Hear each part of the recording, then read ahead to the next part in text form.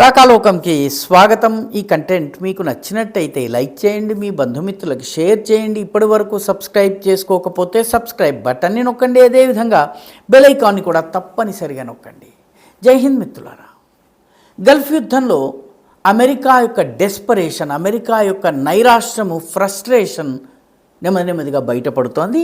గత 20-25 సంవత్సరాల ఉద్రిక్తతల్లో ఏనాడు చేయనటువంటి పనిని అమెరికా చేసింది.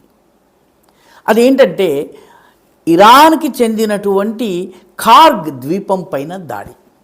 ఈ ఖార్గ్ ద్వీపం ఇరాన్కి చాలా ముఖ్యమైనది. ఇరాన్ యొక్క తీర ప్రాంతంలో, పర్షియన్ గల్ఫ్లో ఇరాన్ తీర ప్రాంతంలో ఉన్నటువంటి బుషహర్ అనే రాష్ట్రాల్లో ఇది ఉంటుంది. ఆ తీరం నుంచి 24 కిలోమీటర్ల లోపల సముద్రంలో ఉండేటటువంటి చిన్న ద్వీపము ఈ ఖార్గ్. ఖార్గ్ ప్రత్యేకత ఏంటంటే ఇరాన్కి సంబంధించినటువంటి చమురు నిల్వలు చాలా ఎక్కువగా ఇక్కడ దాచిపెట్టడం జరుగుతుంది. ఇక్కడి నుంచే పర్షియన్ గల్ఫ్ మీదుగా, స్ట్రైట్స్ ఆఫ్ హార్ముజ్ మీదుగా, హార్ముజ్ జలసంధి మీదుగా ఇరాన్ వివిధ దేశాలకు చమురుని సరఫరా చేస్తోంది. ముఖ్యంగా చైనాకు వెళ్ళేటటువంటి చమురంతా కూడాను ఈ ఖార్గ్ నుంచి వెళ్తుంది. ఖార్గ్కి ఇంకొక ప్రత్యేకత ఉంది. మొత్తము ఇరాన్ నుంచి వెళ్ళేటటువంటి మొత్తం ఆయిల్లో 90% ఖార్గ్ నుంచే మిగతా చోట్లకి వెళ్తుంది. ఒకటి.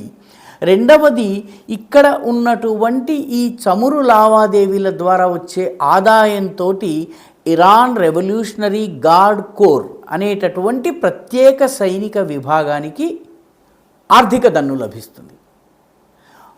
ఇరాన్లో మామూలుగా సైన్యం ఉన్నప్పటికీ అయతుల్లా నాయకత్వంలో, అంటే వాళ్ళ మతపరమైనటువంటి సుప్రీం లీడర్ ఎవరైతే ఉంటారో, అయతుల్లా ఖొమేనీ మొదట్లో ఉన్నారు, ఆయన తర్వాత అయతుల్లా అలీ ఖమేనీ వచ్చారు. ఆయన ఇటీవల చనిపోయిన తర్వాత కుమారుడైనటువంటి ముజ్తబా ఖమేనీ వచ్చారు.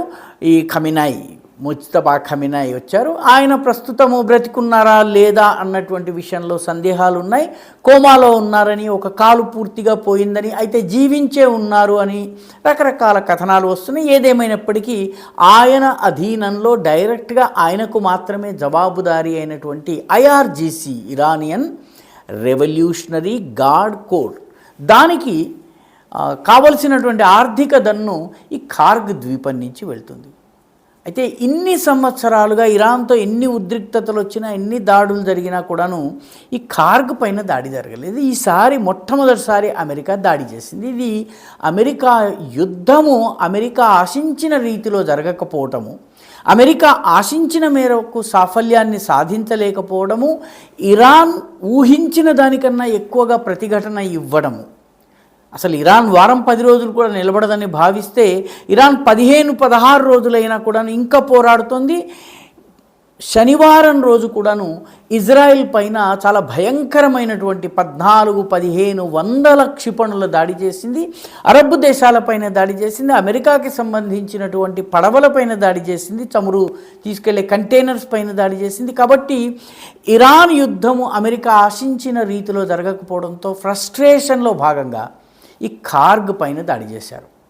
ఎందుకంటే ఈ ఖార్గ్ ద్వారా ఇరాన్ యొక్క చమురు ఎగుమతులు ఆగుతాయి. రెండవది, అదేవిధంగా IRGCకి వచ్చేటటువంటి ఆర్థిక దన్ను ఆగుతుందన్నటువంటి అంచనాతోటి దాడి చేయడం జరిగింది.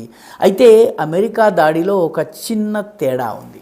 ఇక్కడే అమెరికాకి ఇజ్రాయెల్కి మధ్య ఉన్నటువంటి తేడా తెలుస్తుంది. ఇజ్రాయెల్ తన శత్రువును గుర్తిస్తే ఆ శత్రువు పూర్తిగా అంతమైపోయేదాకా పోరాడుతుంది. దానికి సంబంధించిన అన్ని వనరుల్ని, అన్ని రకాల సాధనాల్ని పూర్తిగా విధ్వంసం చేస్తుంది. శత్రువు లేచి పోరాడలేని స్థితికి తీసుకొస్తుంది. అమెరికా అలా కాదు. ముఖ్యంగా ట్రంప్ నాయకత్వంలోని అమెరికా అలా కాదు. అమెరికా వ్యాపారానికి ప్రాథమికత ఇస్తుంది. ఖార్గ్ ద్వీపాన్ని సర్వనాశనం చేస్తే అమెరికాకి ఎటువంటి లాభం లేదు. ఎందుకంటే అక్కడ ఉన్నటువంటి చమురు నిల్వలతో వ్యాపారం చేయాలన్నటువంటి కోరిక ట్రంప్ది. పర్యవసానంగా ఓన్లీ మిలిటరీ ఇన్ఫ్రాస్ట్రక్చర్, సైనికపరమైనటువంటి స్థావరాల మీద ఆ ద్వీపంలో ఉన్నటువంటి ఉత్తర భాగంలో ఉన్నటువంటి, వాయవ్య భాగంలో ఉన్నటువంటి రన్వే పైన దాడులు జరిగినాయి. అదేవిధంగా అమ్యునిషన్ డిపో, ఆయుధాలను దాచినటువంటి స్థావరాలపైన దాడి చేసింది. కమాండ్ అండ్ కంట్రోల్ స్ట్రక్చర్ ఏదైతే వాళ్ళ విమానాలకు సంబంధించి, మిసైళ్ళకు సంబంధించిందో దాన్ని ధ్వంసం చేసింది. వీటన్నిటిని ధ్వంసం చేసింది. కానీ చమురు నిల్వలపైన దాడి చేయలేదు. ఎందుకంటే చమురు నిల్వలు లేకపోతే ఆ ద్వీపాన్ని జయించి లాభం లేదు. అయితే ఆ ద్వీపంలో ఉన్నటువంటి చమురు నిల్వల కోసము కేవలం సైనిక స్థావరాలపైన దాడి చేసిందంటే అమెరికా, ముఖ్యంగా ట్రంప్ తన వ్యాపార ధోరణిని ఇక్కడ ప్రదర్శించారు. ఇజ్రాయెల్ అయి ఉంటే మొత్తం ధ్వంసం చేసేది. తాజాగా హిజ్బుల్లా పైన చేసినటువంటి దాడిలో, గతంలో పేజర్ దాడిలో కళ్ళు కోల్పోయినటువంటి హెజ్బుల్లా ఉగ్రవాదిని ఈసారి హతమార్చింది. అంటే కళ్ళు లేకపోయినా అతను ప్రమాదకారి అని భావించి అతన్ని హతమార్చింది. శత్రుశేషం లేకుండా చేయటం అనేది ఇజ్రాయిల్ వ్యూహం అయితే, అమెరికాకి సంబంధించినంత వరకు వ్యాపారము ప్రధానము, వ్యాపార ప్రయోజనాల కోసమే యుద్ధము. ఈ మౌలికమైనటువంటి తేడా ఉంది.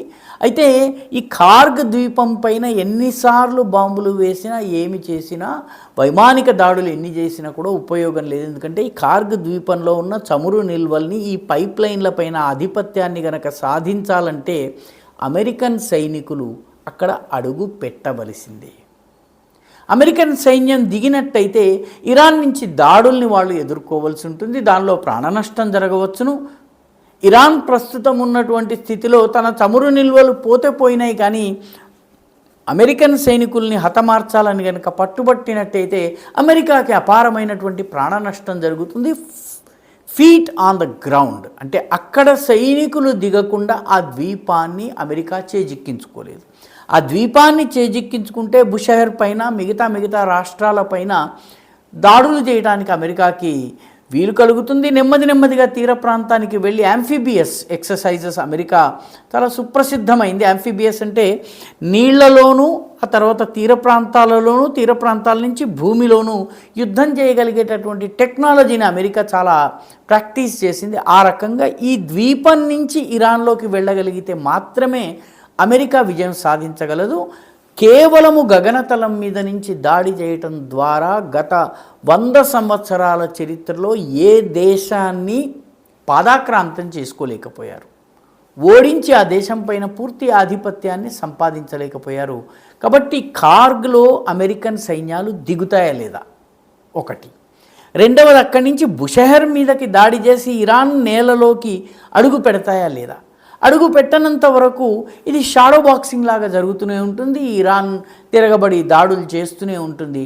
అమెరికా వ్యాపారము ప్రధానమా లేకపోతే సైనిక విజయం ప్రధానమా, కార్గులో సైన్యాన్ని దింపదా, ఇవన్నీ కూడాను వీటిపైన ఈ యుద్ధం యొక్క మతి, గతి, దశ, దిశ ఆధారపడి ఉన్నాయి. ప్రస్తుతానికైతే కార్గ్ ద్వీపం పైన అమెరికా దాడి చేయటం జరిగింది.